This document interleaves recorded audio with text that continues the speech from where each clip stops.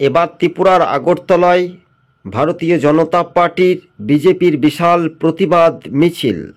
কার্যত এবার বিজেপির নেত্রী পাপিয়া দত্ত সোশ্যাল মিডিয়াতেই তিনি পোস্ট করে ফের কংগ্রেসের দিকে তিনি নিশানা করেছেন।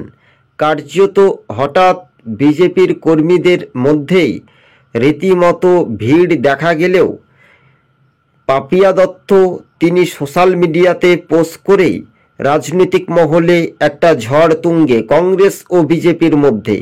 কেননা এবার আগরতলার রাজপথে বিজেপির কর্মীদের ভিড় ছিল উপচে পড়া চোখে পড়ার মতো।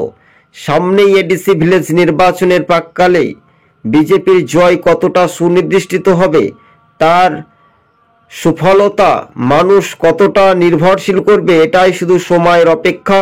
24TV2 ইউটিউব চ্যানেলটি ভালো লাগলে সাবস্ক্রাইব করে সঙ্গে থাকবেন। বিজেপির একাধিক রাজ্য সভাপতি থেকে জেলা নেতৃত্ব উপস্থিত ছিলেন।